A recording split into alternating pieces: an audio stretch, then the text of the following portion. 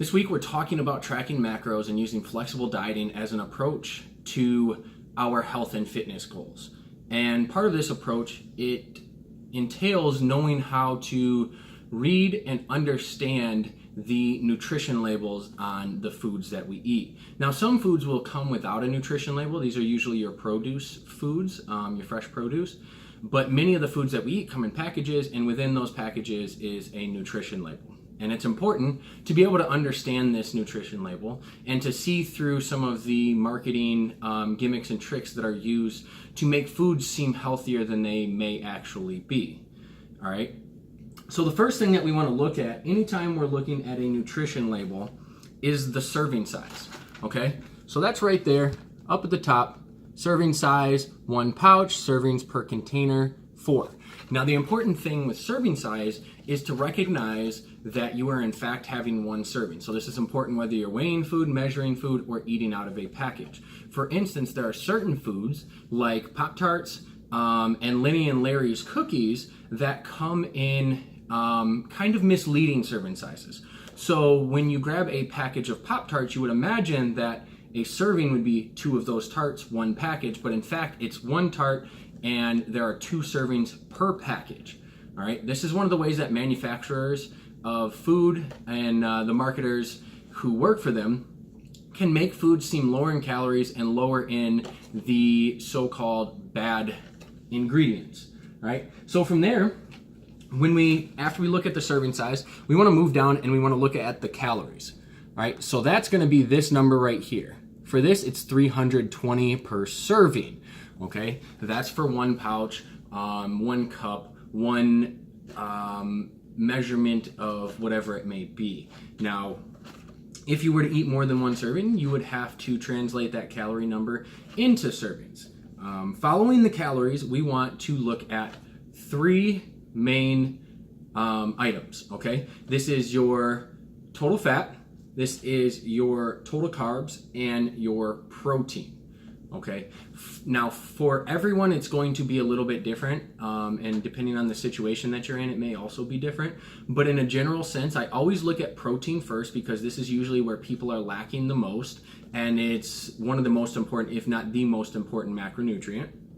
And from there, I look at the fats and carbs in equal balance. Okay, so for this label, you'll notice we've got protein down here, 4 grams, total fat up here, 11 grams, and total carbs here, 53 grams.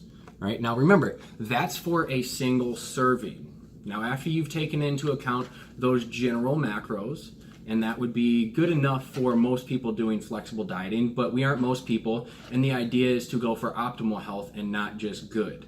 All right, so from there, we want to move into dietary fiber. Fiber plays so many roles in our health, especially with the digestive system, and we're learning more and more about that gut microbiome and how fiber impacts it and how the overall gut microbiome impacts our health. So it's necessary that we get enough fiber per day. So that's the next nutrient that we look at, and that's going to be a subset of the total calories. So total calories are going to be right there, and then down below is your dietary fiber. All right, that's a very important number, and I want you to keep that in mind. For the general public, a good recommendation is at least 10 to 15 grams of fiber per 1,000 calories, but at minimum 25 grams for optimal health, and that number should be closer to 30 for women and 35 or above for men. All right, so after we look at fiber, the next component in making sure that what we're putting into our body is healthy and it's helping us is going to be looking at trans fat.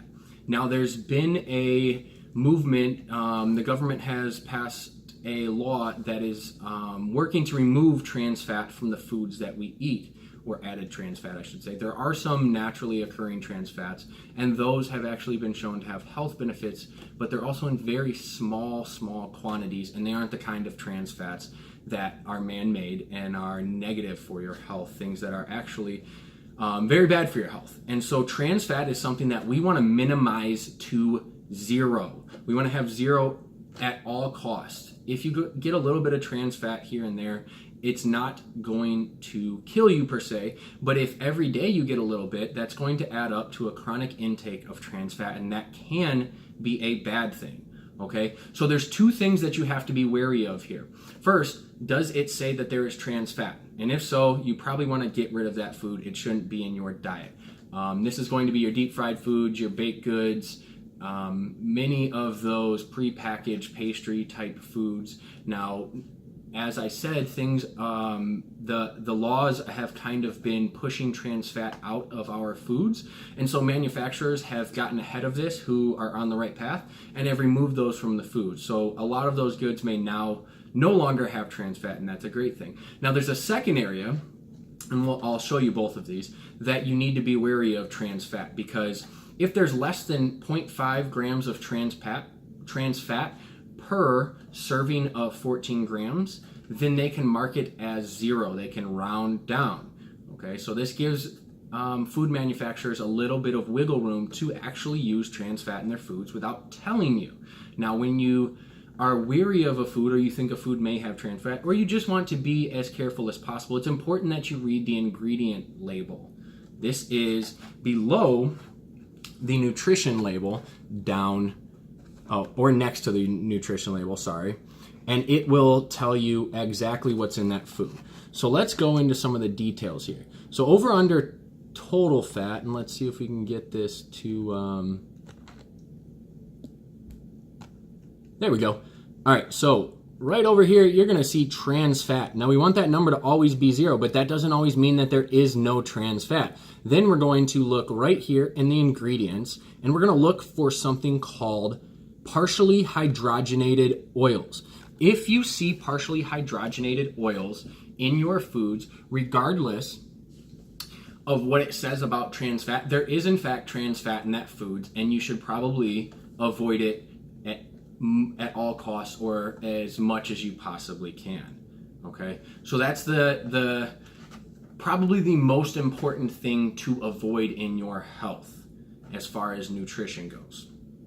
All right, now some labels have an added sugar section under the carbohydrate. So this in fact does not.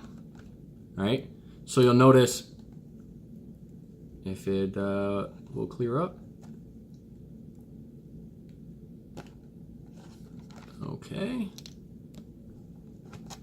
All right, so you'll notice total carbs here, dietary fiber, sugars, and if it had an added sugar, it would be a subset under sugar before protein. Now, this is another area that you want to be careful about, all right? So if you know me, you know that I don't believe that sugar is necessarily or inherently bad. I don't believe that sugar is the cause of all problems and the root of all evil. Now, there is a difference between having naturally occurring sugars or an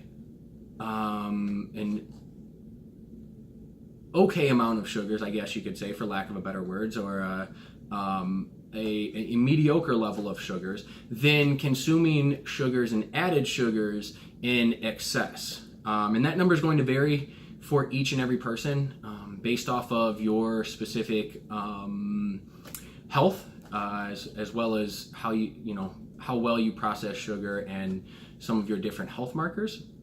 But in a general sense, you want to limit your sugar intake, and especially you want to limit your added sugar intake. All right.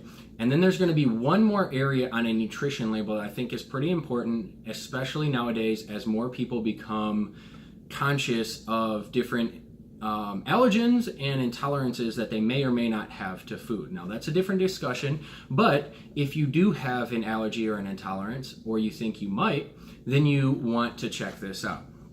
All right, so you'll look at the label, and it's going to be under the ingredients panel, and it's going to say in bold letters, contains, and it will then list off possible allergens. This one has wheat, eggs, milk, and soy. So if you have those allergies, those intolerances, this is the place that you want to check out to make sure that you aren't ingesting foods that may make you sick or upset your stomach. All right, so this has been a little longer video than I originally intended, but I think it's going to fully explain how to look at and analyze a nutrition label so you know what's actually going on, rather than just listening to what they have or reading what they've actually told you, because as I said before, manufacturers and marketers of food will find very slick and unique ways of making foods look and seem healthier than they actually are. So pay attention first to the servings, follow that up with the calories, then your big 3 macros, that is your proteins, fats, and carbs. Follow that with fiber because we know how important that is. Then we want to make sure that we are avoiding trans fat at all costs, and that means making sure that it says 0, but also that the ingredients panel has no trans fat in it. After trans fat, we want to take a look at sugars and added sugars. While I don't think that you should avoid these at all costs, I do think it's something that you should be conscious of and you should limit. And then we want to finally check out the allergens, especially if you are allergic or intolerant to certain foods. All right, so that's a breakdown of how to read nutrition labels and how to understand them so that you can not only reach your health and fitness goals, but do it in the most efficient and effective way possible.